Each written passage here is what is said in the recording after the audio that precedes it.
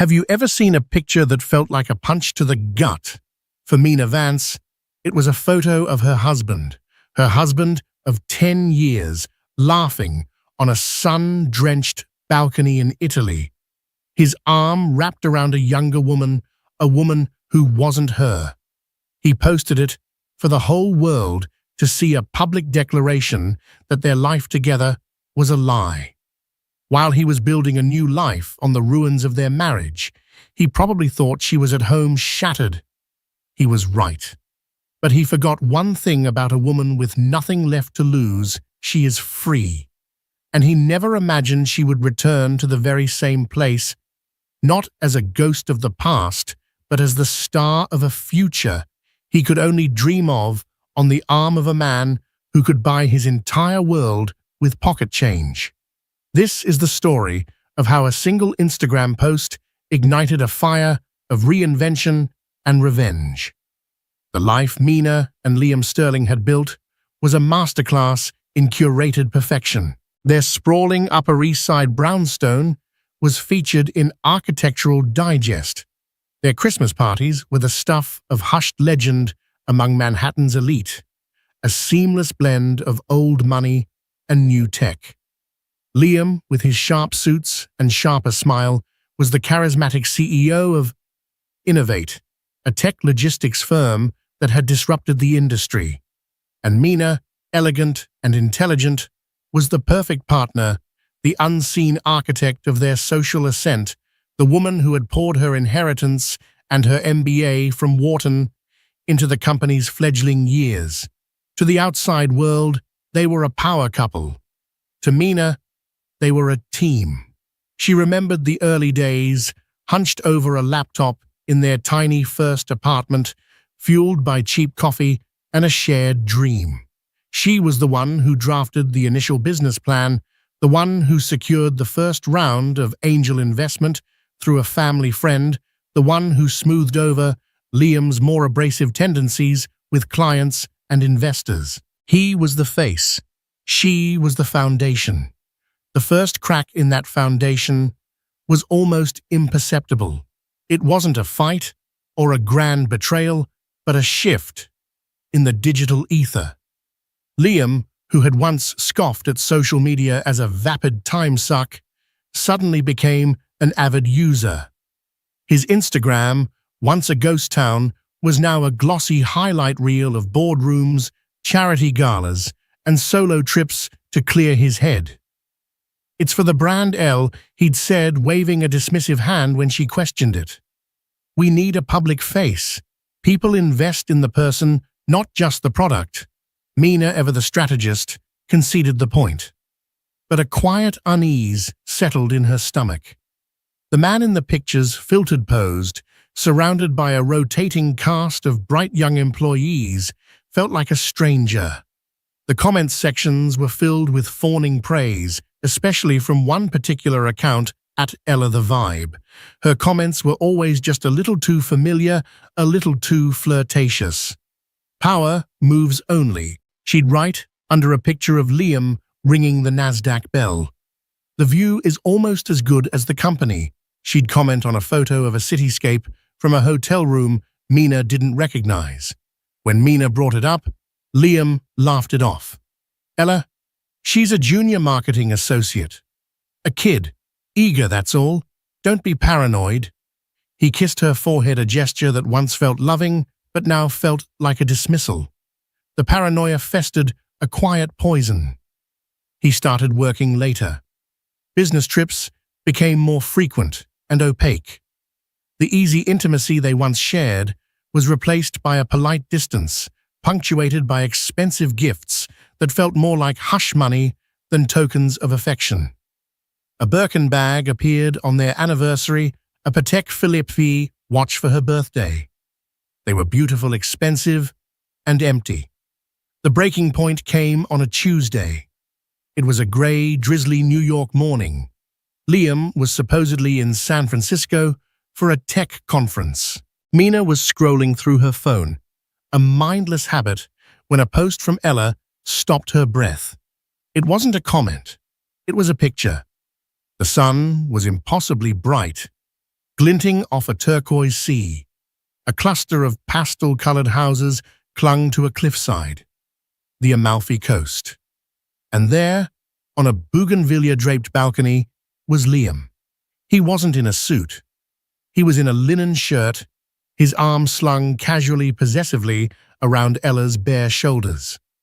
She was in a bikini, beaming her head tilted against his chest.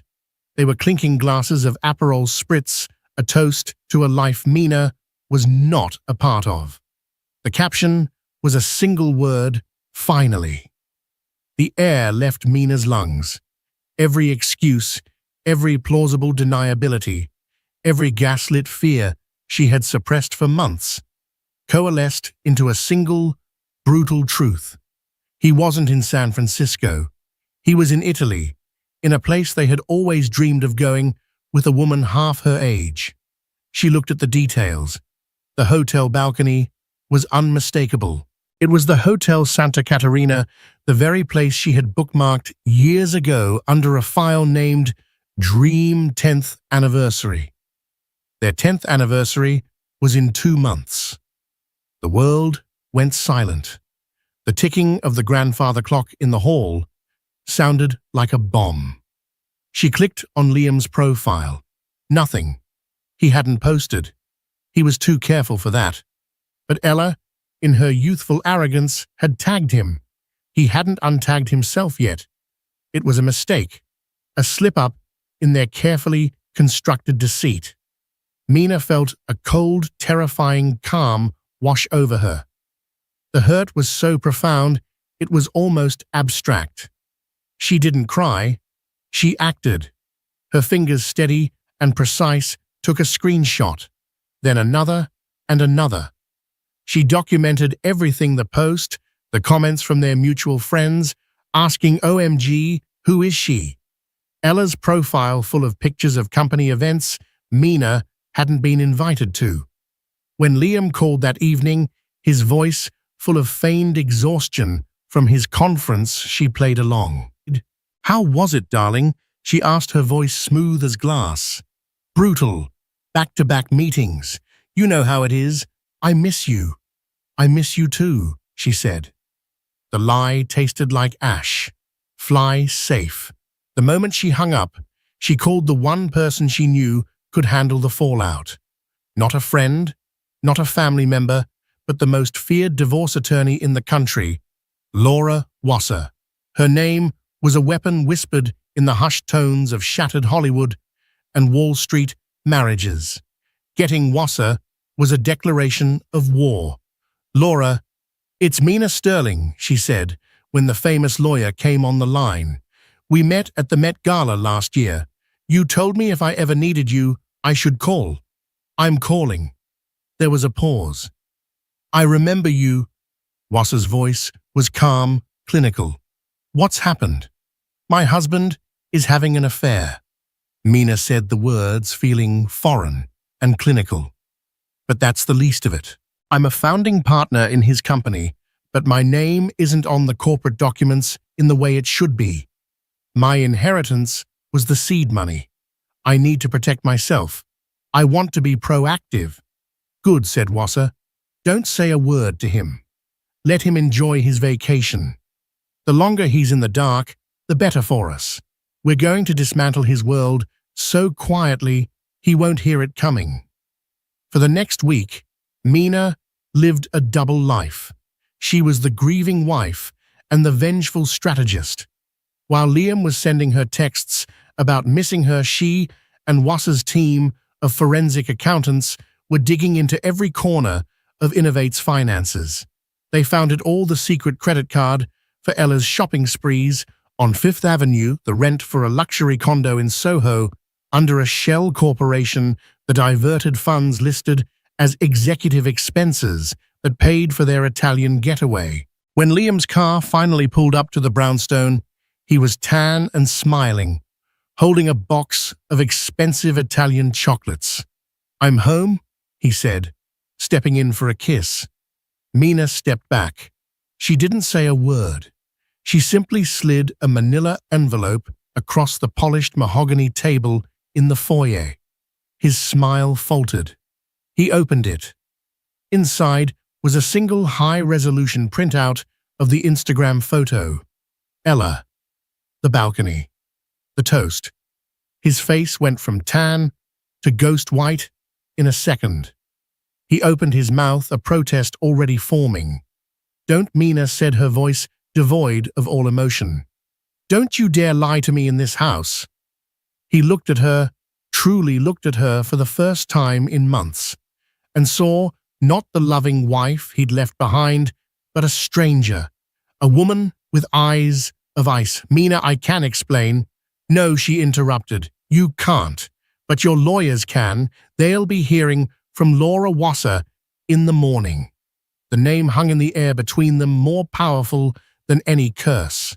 Liam's face crumpled. The charismatic CEO vanished, replaced by a panicked boy caught with his hand in the cookie jar. In that moment, Mina knew the gilded cage she had lived in had been blown wide open. The pain was immense, but for the first time in a very long time, she felt the exhilarating, terrifying thrill of being free. The divorce was not a war, it was an annexation. Laura Wasser and her team operated with the surgical precision of a military strike force. Liam, accustomed to being the smartest person in any room, was hopelessly outmaneuvered. His attempts at charm and intimidation bounced harmlessly off Wasser's ironclad professionalism. The evidence Mina had gathered was irrefutable, painting a picture not of a simple affair, but of a calculated long-term fraud against his marital and business partner. Faced with the threat of his financial misdeeds being made public, a scandal that would have spooked investors and cratered Innovate's stock price, Liam capitulated. The settlement was swift and brutal. Mina walked away with a clean break, a significant portion of the company's stock that legally should have been hers from the start, and the Upper East Side brownstone, the monument to their shared ambition that now felt like a mausoleum. The victory felt hollow. The day the papers were signed, Mina walked through the silent, cavernous rooms of the house. The Architectural Digest spread was still on the coffee table, a cruel reminder of a life that had been a lie. She had won the battle, but she was left surveying an empire of ashes. Her life, as she knew it, had been incinerated. In the vacuum that followed, social media became her tormentor. Liam and Ella, free from the need for secrecy, launched a full-scale assault of curated bliss. Their engagement was announced via a People magazine exclusive. The headline reading, "Tech mogul Liam Sterling finds true love." The article painted Ella as his muse, the vibrant force who inspired him to live authentically. Mina wasn't mentioned by name, merely alluded to as the amicable end of a previous chapter. Amicable. The word was a hot poker to her soul. Every post was a carefully aimed dart. A picture of Ella's offensively large diamond ring with the caption, "Future Mrs. Sterling, my whole heart."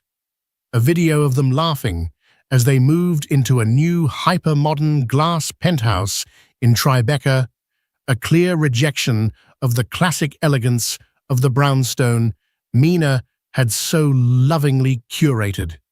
They were at all the right parties, sitting front row at Fashion Week, vacationing in St. Bart's. They were building a new narrative, one in which Mina was a forgotten prequel. Her friends, the ones from their shared life, fell away. Some offered pitying looks and platitudes, their discomfort palpable. Others, the more opportunistic ones, simply gravitated toward the new center of power, their invitations to Mina drying up as they clamored for a spot at Liam and Ella's table. She was a social pariah, the ghost of Sterling past. Her days bled into one another in a haze of grief and inertia. She'd wake up late, the silence of the house pressing down on her.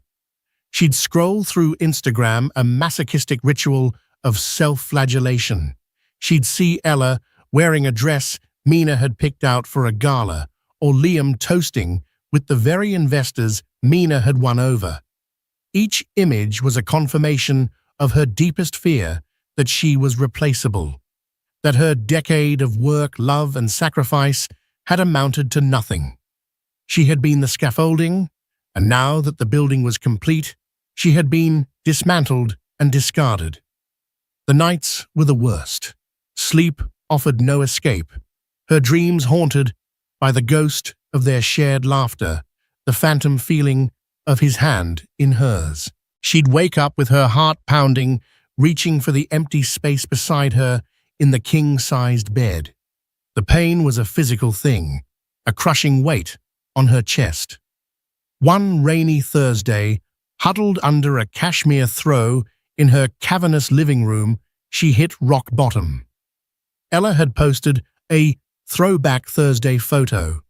It was a picture of Liam from 5 years prior at the company's first major product launch. Mina had taken that photo. She remembered the feeling of pride that had swelled in her chest as he spoke, the way his eyes had searched for hers in the crowd.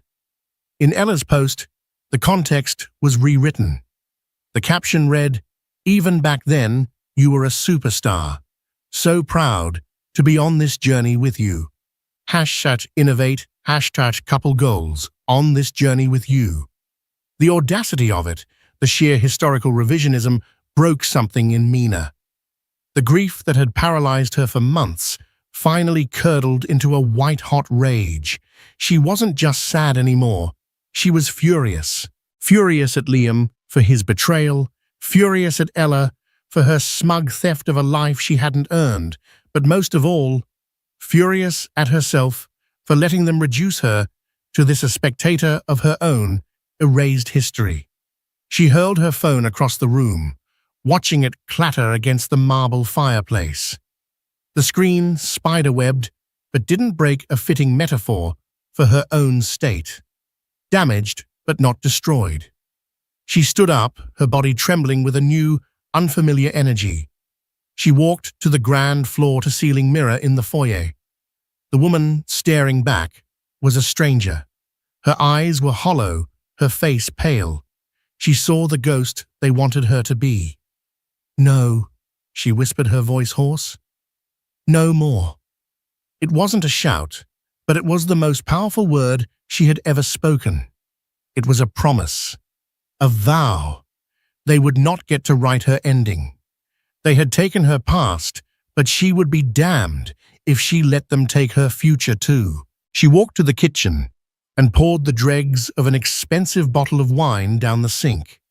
She went to her office, a room she hadn't entered since the divorce, and looked at the Wharton diploma on the wall. She had been a strategist, a builder, a kingmaker. That woman was still in there, buried under layers of heartbreak and humiliation. She picked up her shattered phone and made a call, not to a friend, but to a former business school classmate who now ran a high-end art consultancy. "Celeste, it's Mina Sterling," she said, then corrected herself, the new words feeling both strange and powerful. "Actually, it's Mina Vance. That was my name before. I think I'd like to use it again." There was a surprised pause. "Mina, my God, I've read the papers. Are you okay?" "I'm about to be," Mina said, a spark of her old fire returning. "I have some capital I'd like to put to work, and I have an idea. I'm tired of watching other people build things. It's time to build something for myself." She didn't know exactly what the future held. The path forward was a fog, but for the first time in a year, she was walking toward it, leaving the empire of ashes behind her. The fire had burned her life to the ground, but now standing in the ruins, she could feel the heat of the phoenix stirring within. Mina Vance. The name felt like coming home. Sterling was a brand, a cage. Vance was her identity. Armed with this small but significant reclamation of self, she launched what she privately called the Phoenix Protocol. It wasn't a plan for revenge, not yet. It was a strategy for resurrection. She sold the brownstone. The sale was record-breaking, making headlines in the real estate sections and causing a fresh wave of chatter. Liam, she knew, would see it as a sign of financial distress. Let him. She used the proceeds to purchase a chic, light-filled gallery space in Chelsea, the heart of New York's art world. The space was raw, industrial, and full of potential, everything her old life was not. Her idea, born from her passion for art and her sharp business acumen, was simple but disruptive. Vance Modern would not be a traditional gallery. It would be a hybrid, part gallery, part consultancy, part art investment fund. She would use her eye for talent to discover emerging artists, her Wharton training to build their brands, and her capital to invest directly in their careers, taking a stake in their future success rather than just a commission on a sale. She was creating a new ecosystem, one built on partnership, not just transaction. The first few months were a grueling, exhilarating blur. She poured every ounce of her energy into the project.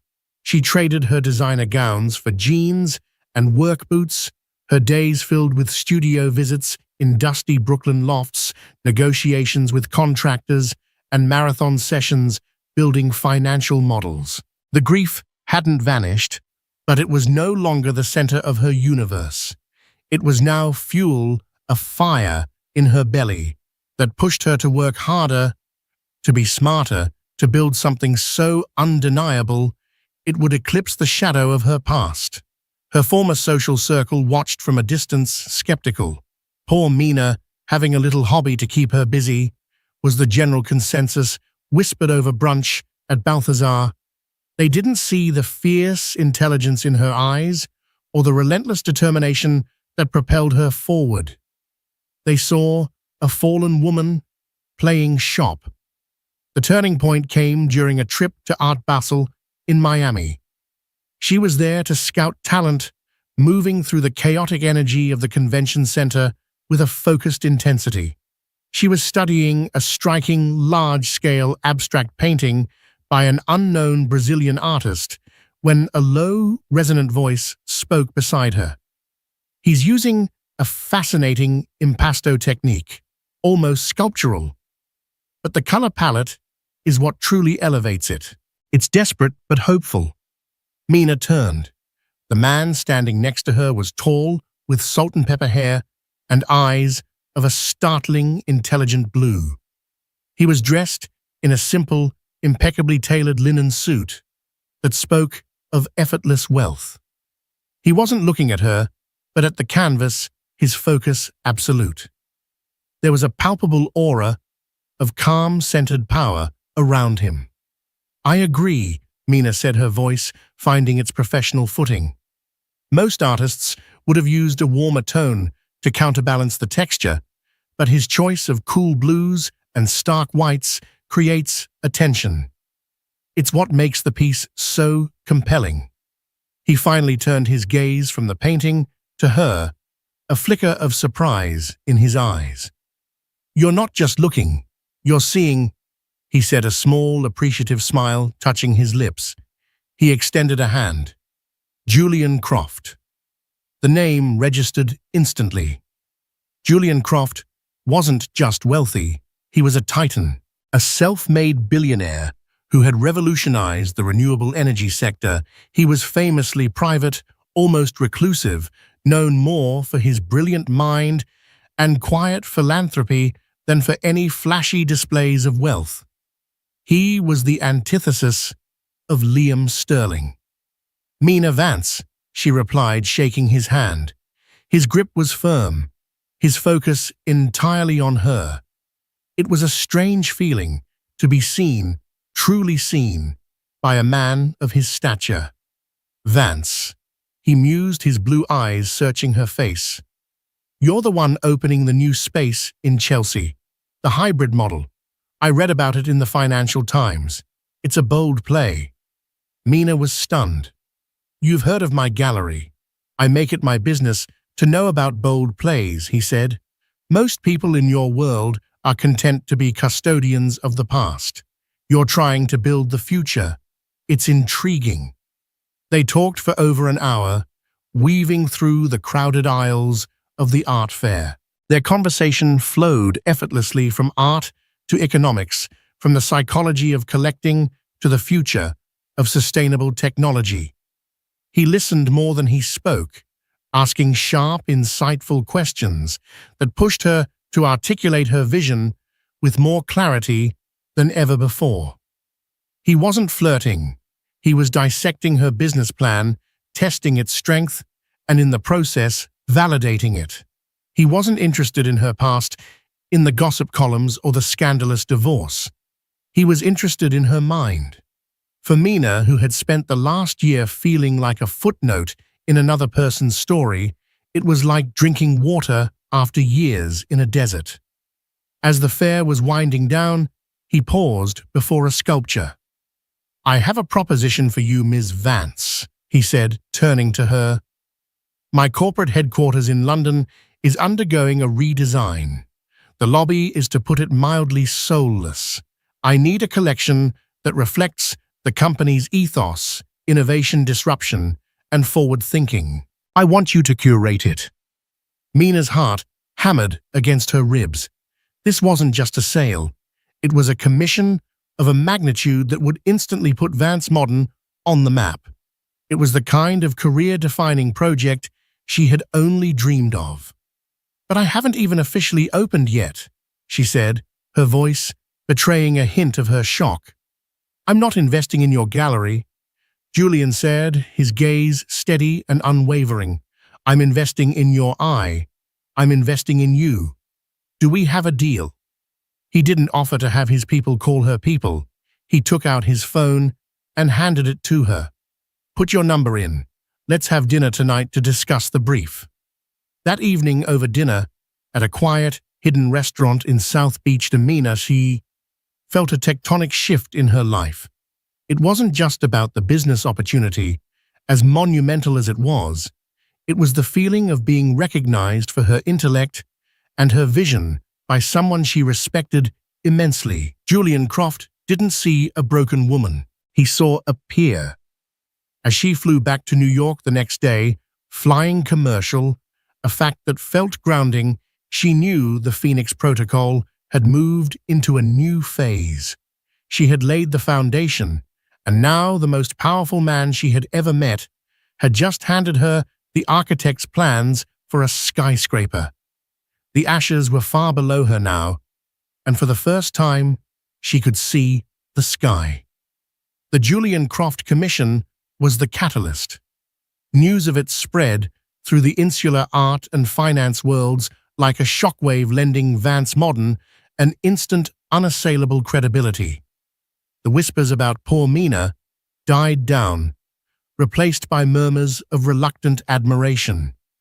The gallery's official opening was a staggering success. The art world's most influential critics, collectors, and artists filled the space, drawn in by the gravitational pull of the Croft name.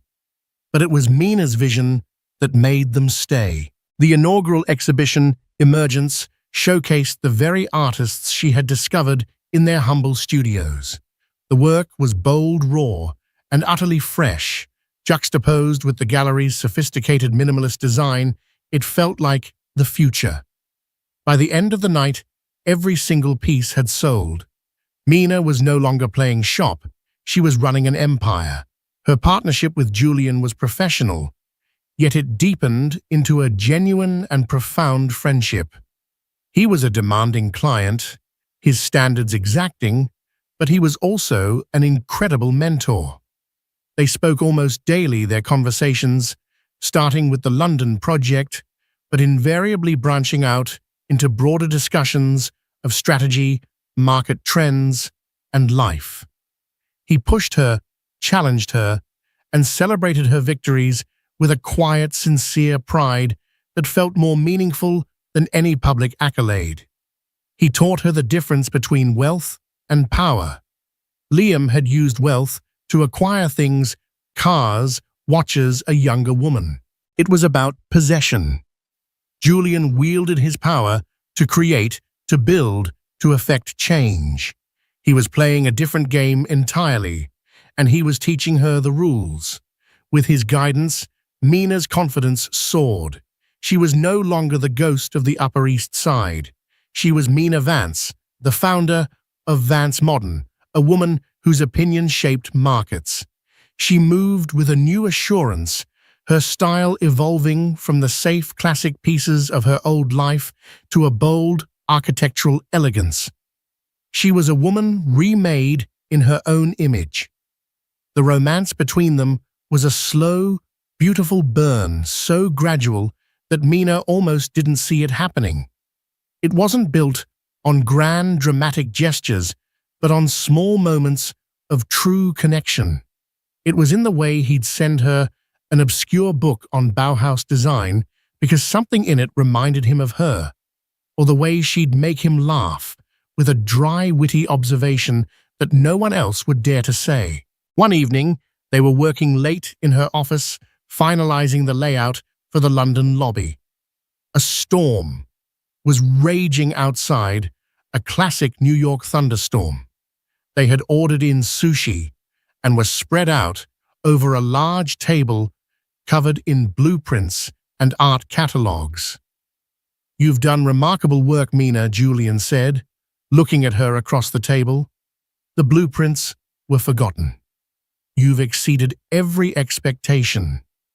"I had a good mentor," she replied, a soft smile on her lips.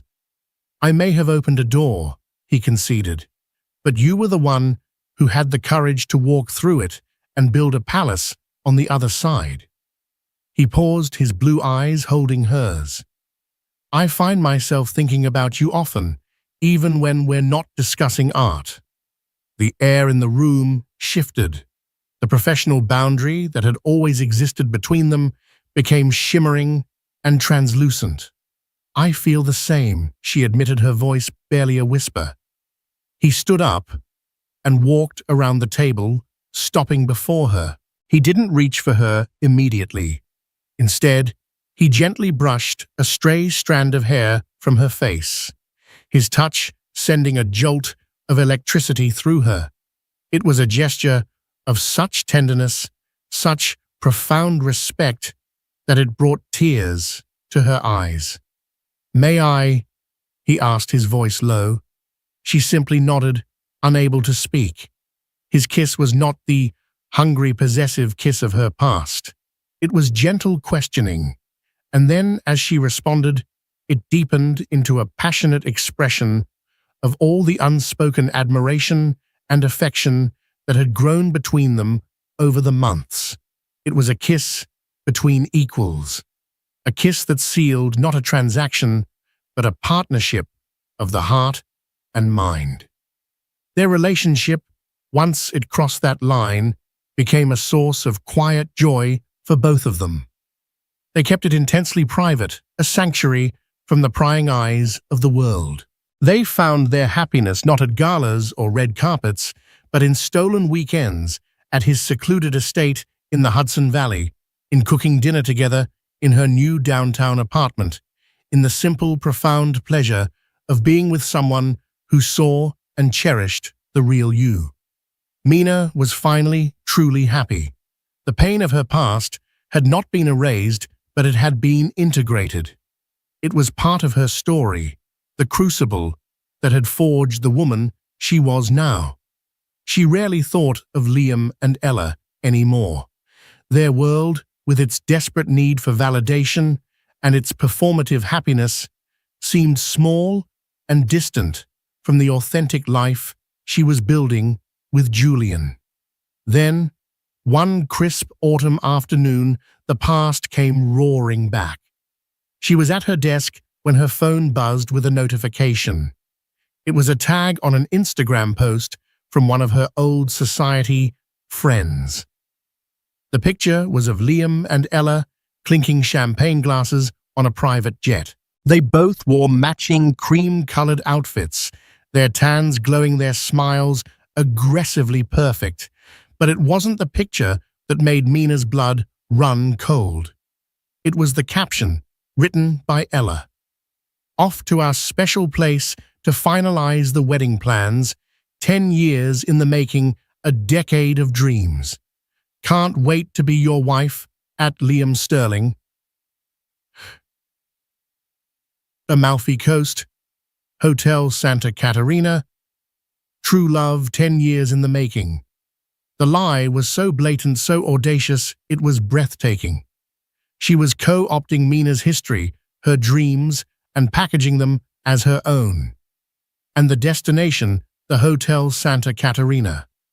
The one place Mina had held sacred, the dream destination for her and Liam's 10th anniversary. It was a deliberate, calculated act of cruelty, a final twist of the knife to prove that they had won, that they had taken everything, even her memories. A year ago, this post would have shattered her. She would have retreated into the darkness, the pain too much to bear. But as she stared at the screen, she felt something different.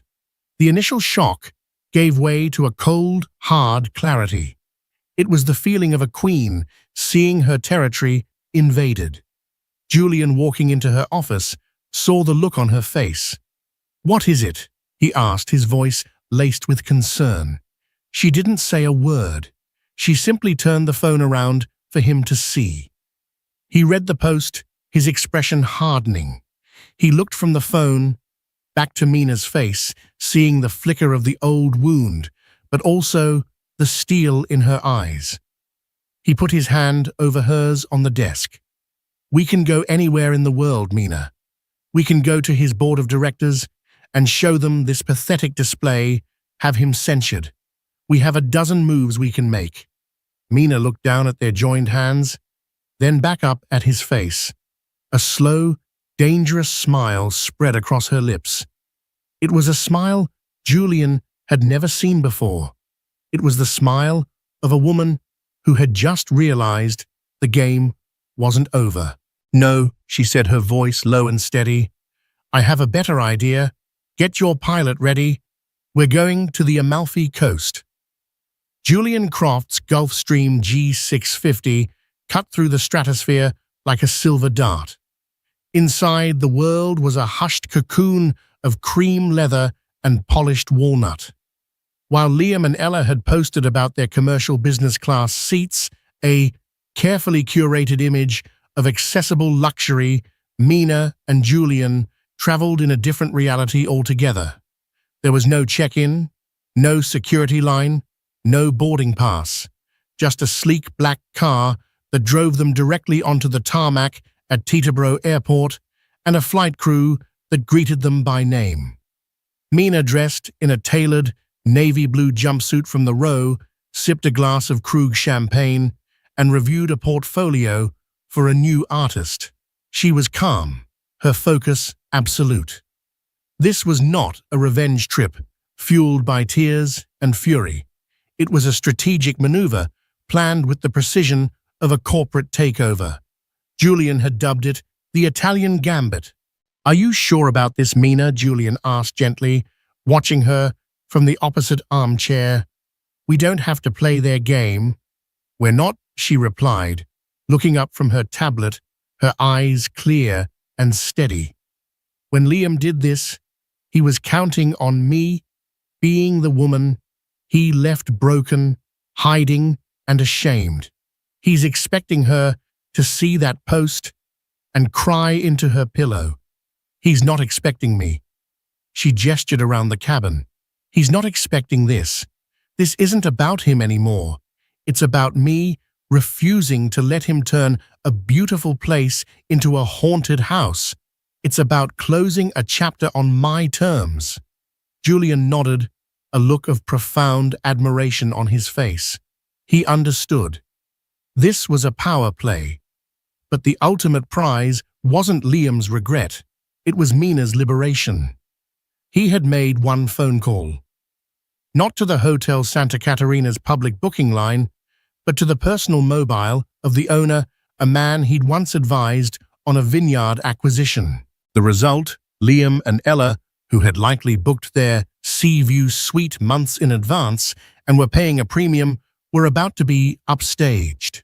Julian had secured the Foglia Amalfitana suite, a 2-level private apartment built into the cliffside with its own circular swimming pool, a private garden, and a dedicated butler. It was a suite so exclusive it wasn't even listed on the hotel's website. Upon landing at Naples International Airport, they were met not by a taxi, but by a private helicopter. As they soared over the shimmering Bay of Naples, the dramatic coastline unfolding beneath them, Mina felt a sense of exhilaration. She was seeing this legendary landscape not through a filter of yearning and betrayal, but from a position of ultimate power. They arrived at the Hotel Santa Caterina like apparitions. The helicopter landed on a private pad on a neighboring cliff, and a Riva speedboat transferred them to the hotel's private dock, bypassing the main entrance entirely. The hotel manager, a distinguished man named Signor Rossi, greeted them personally. "Mr. Croft, Miss Vance, welcome. Everything is prepared as you requested." Their arrival was silent, discreet, and utterly seamless. Meanwhile, Liam and Ella were living out their Instagram fantasy. They had spent their first day creating content, Ella posing in an array of bikinis by the main pool, Liam looking pensively out at the sea, a staged candid of them, laughing over pasta. Their every move was for the unseen audience, their every moment a performance. They were, as Liam had bragged to a friend on the phone, staying in the best suite in the house. The next afternoon, they staked out the prime lounge chairs at the beach club, a stunning terraced area carved into the rock face, accessible by a glass elevator. The sun was warm, the sea was impossibly blue, and Ella was directing Liam on the perfect angle for her next selfie. "A little lower, babe. Get the boat in the background.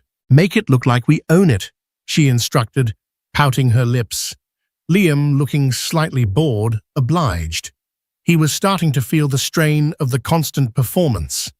This trip was supposed to be a romantic getaway, but it felt more like a photo shoot with a very demanding director. A part of him, a part he refused to acknowledge, missed the easy, unself-conscious way Mina used to travel. It was then that he saw her. She wasn't where he expected her to be. She was on the water. A sleek mahogany Riva speedboat. The kind of boat featured in classic films was gliding towards the private dock. At the helm was a man he didn't recognize, exuding an air of quiet confidence, and sitting beside him, her hair tied back in a silk scarf, wearing oversized sunglasses and a simple but breathtakingly elegant white sundress, was Mina. Liam froze. His brain could not process the image. It was a glitch in the matrix. Mina, here now, she looked radiant, serene. She wasn't looking at the hotel, wasn't scanning the crowd for him. Her attention was on the man beside her, laughing at something he said, her smile genuine and unforced. "Babe, did you get the shot?" Ella's voice snapped him back to reality. "What? Oh yeah." He stammered, his hands fumbling with the phone. He watched mesmerized as the boat docked. He watched as the man Julian helped Mina out of the boat with a familiar ease that spoke of deep intimacy. He watched as a member of the hotel staff rushed to greet them, not as typical guests, but as royalty. Ella finally followed his gaze. "Who is that?" she asked, a note of envy in her voice. "That boat is insane." Then her eyes narrowed. "Wait a second. Is that Mina?" Ah, the name came out as a hiss. The filtered perfection of their afternoon was instantly shattered. Mina wasn't supposed to be here. She was supposed to be in New York, irrelevant and forgotten. As if on cue, Signor Rossi, the hotel manager himself, appeared at the dock. "Mr. Croft, Miss Vance, I trust your excursion was pleasant.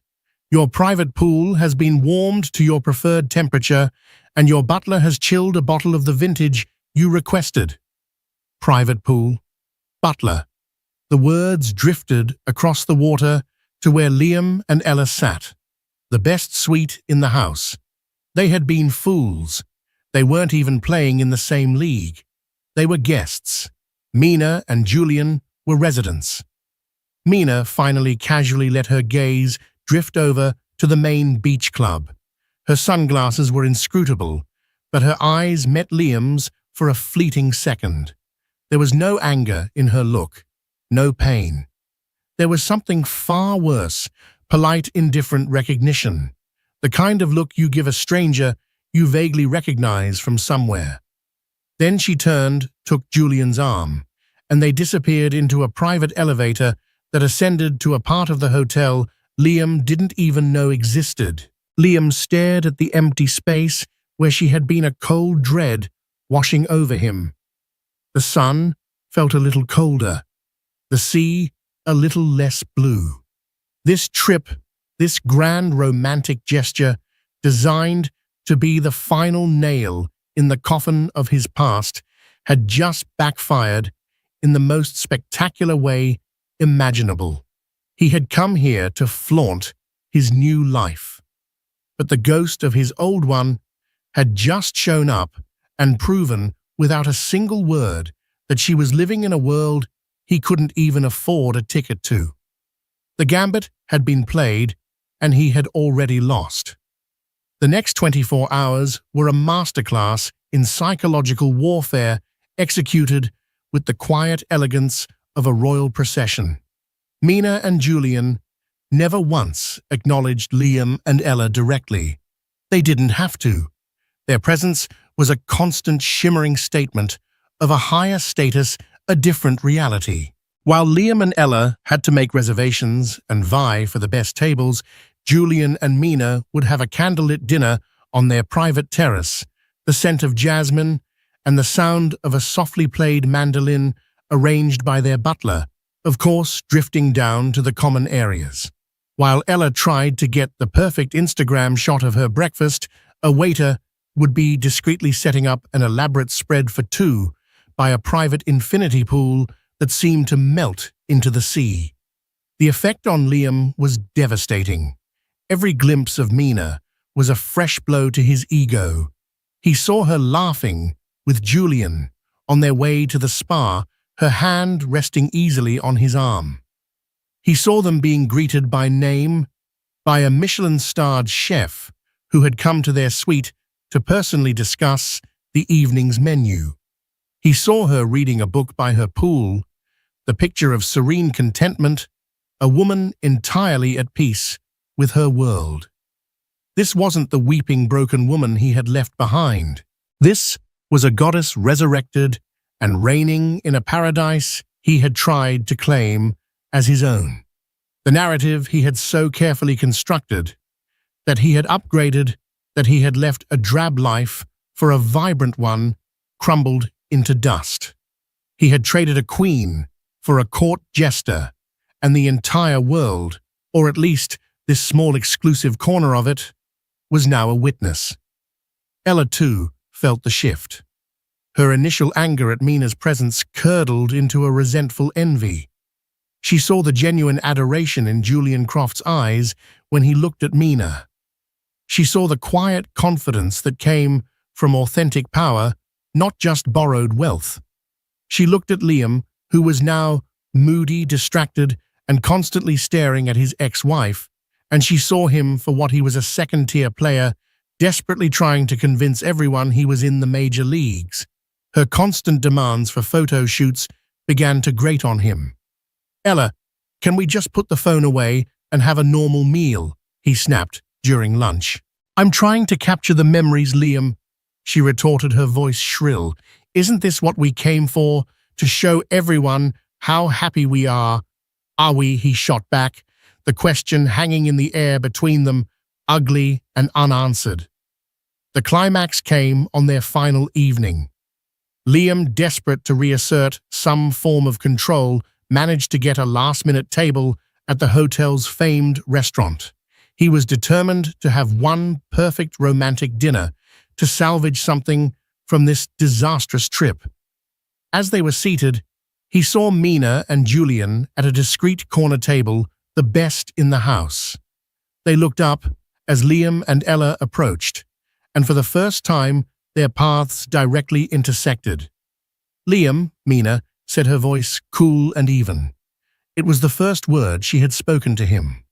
She gave him a polite nod, then her eyes flickered to Ella with a look of complete disinterest before returning to Julian. The dismissal was absolute. Liam, however, saw an opening. "Mina, fancy seeing you here. The world is small, isn't it?" he said, forcing a jovial tone. "Not really," Julian Croft interjected smoothly without standing up. His voice was quiet, but it commanded the attention of the entire patio. Some people just tend to gravitate towards the same beautiful things. His eyes were fixed on Mina as he spoke, leaving no doubt as to what or who he was referring to. Checkmate. Liam flushed, speechless. Ella stood awkwardly, her designer dress suddenly feeling cheap. Before Liam could recover, Mina delivered the final, graceful blow. She looked directly at him, a flicker of something unreadable in her eyes, not pity, but perhaps a clinical finality. "I hope you find what you're looking for, Liam, truly."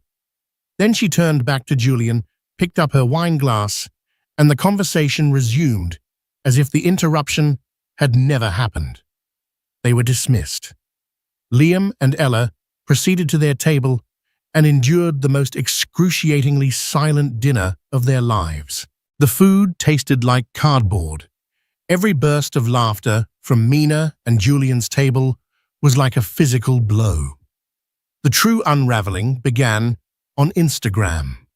A wealthy Brazilian heiress, also staying at the hotel, and a follower of both Ella and Mina's gallery, posted a story. It was a candid shot of the restaurant patio. In the foreground, Liam and Ella sat in stiff, miserable silence. In the background, partially obscured but unmistakable, Mina and Julian were leaning in close, sharing a moment of intimate laughter. The caption was in Portuguese, but the translation was brutal. Some people try to buy happiness, others simply embody it. The energy doesn't lie. The post went viral within their shared social circle. The carefully curated narrative was officially dead. The comments on Ella's and Liam's pages started to change. "Something seems off with you two. Did you see at Brazilian heiress's story awkward? Wait, isn't that his ex-wife with Julian Croft? Talk about an upgrade." Liam saw the comments. He saw his world tilting on its axis. He had tried to humiliate Mina, to erase her, and instead he had only humiliated himself. He had flown across the world to plant his flag, only to find she owned the entire country. Later that night, the argument in their suite was volcanic. "You've been staring at her all trip," Ella screamed. "You're still in love with your ex-wife." "Don't be ridiculous," Liam roared back, but the denial was weak. The truth was, he wasn't in love with Mina. He was in awe of her. He was consumed by a toxic cocktail of regret, envy, and a desperate, pathetic longing for a life he had thrown away. He had destroyed his past for a future that now seemed like a hollow, second-rate imitation. He looked at Ella, at her tear-streaked face, and her accusations, and he felt nothing but a profound, soul-crushing exhaustion. The vibe was gone. The dream was a nightmare. He had lost. The flight back to New York was as different for the two couples as their time in Italy had been. Liam and Ella flew in stony, resentful silence, the space between their business class seats feeling like a canyon. Their carefully constructed romance had fractured under the weight of jealousy and insecurity. The Amalfi Coast, which was meant to be the backdrop for their love story, had become the scene of its implosion. Meanwhile, on Julian Croft's GC650, the atmosphere was light and peaceful. As the coast of Italy disappeared below the clouds, Mina leaned her head against the soft leather of her seat and let out a long, slow breath. "It's done," she said softly. Julian reached over and took her hand. "Was it what you expected?" Mina was quiet for a moment, considering the question. "No," she said finally. "It was more. I thought I went there for him to show him what he'd lost, but standing there looking at him I realized he was irrelevant. The trip wasn't about revenge. It was about reclamation. I was taking back a place, a dream, a part of myself that I thought he had stolen. And I realized he hadn't stolen anything. He had just revealed what was already mine." She looked at Julian, her eyes full of a love and gratitude that was deep and true. "Thank you," she said, "not for the jet or the suite, but for seeing me when I couldn't see myself, for reminding me of my own strength." "Your strength was always there, Mina," he said, lifting her hand to his lips. "I just held up a mirror." When they landed, Mina didn't go back to her old life or the shadows of it. She went back to her life, to Vance Modern, which was now fielding partnership offers from major museums, to the team of young, brilliant artists she was championing, to the future she was building brick by brick. The fallout for Liam and Ella was swift and merciless.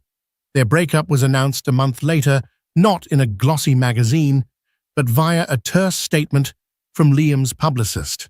The narrative of their epic love story had become a punchline. Ella, stripped of her future Mrs. Sterling status, faded back into the obscurity from which she came, her social media presence devolving into sponsored posts for diet teas. Liam's professional life also suffered. The story of the Amalfi Showdown, embellished and retold at 1,000 dinner parties, painted him as foolish and weak. Investors grew wary of his judgment. At a crucial board meeting, when he presented an aggressive new expansion plan, a skeptical board member, a friend of Julian's, simply asked, "Is this plan as well thought out as your last vacation, Liam?" The question hung in the air, a quiet indictment of his character. His star began to fade. One afternoon, about 6 months later, Mina was leaving her gallery when she saw him. Liam was standing across the street, looking thin and diminished.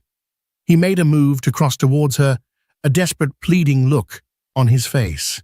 For a second, the old Mina, the one conditioned to manage his emotions, felt a tug of something, pity perhaps. But she stood her ground. She was no longer his caretaker.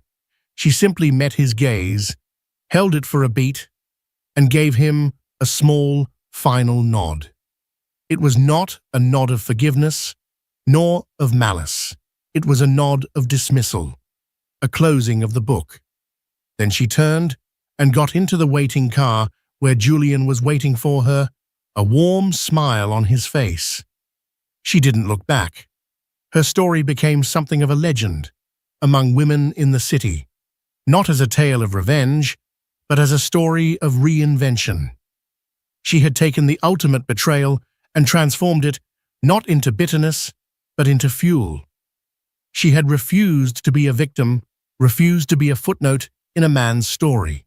She had walked through fire and emerged not scorched, but forged. The final scene of her old life wasn't the confrontation in Italy. It was a quiet evening in the Hudson Valley. She and Julian were walking through an apple orchard on his estate, the setting sun casting a golden glow. "I have something for you," he said, stopping under a large, ancient apple tree. He pulled a small velvet box from his pocket. It wasn't a ring. Inside, nestled on a bed of satin, was a vintage compass, its brass casing warm and intricate. "Every builder needs a compass," Julian said softly. "Not to find their way back, but to always know the direction of their own true north." Mina looked from the compass to his face, her heart overflowing. He understood. Her journey wasn't about finding another person to complete her, it was about finding herself.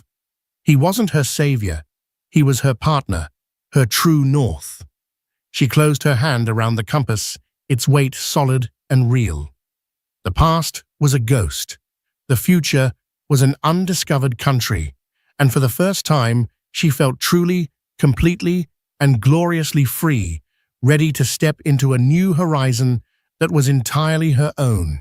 Mina's story isn't just about getting back at an ex, it's about getting back to yourself. It's a powerful reminder that your worth is not defined by who you love, but by who you are. She lost a marriage, but she gained an empire, and more importantly, she gained her own soul. Her story proves that the greatest comebacks are not about revenge, but about resurrection. It's about taking the rubble of a life you thought you wanted and using it to build the foundation of a life that is authentically, powerfully yours. If her journey from heartbreak to head of the table inspired you, please give this video a like and share it with someone who needs to be reminded of their own power. Don't forget to subscribe to the channel and hit the notification bell for more stories of incredible transformations and epic triumphs. Thank you for watching.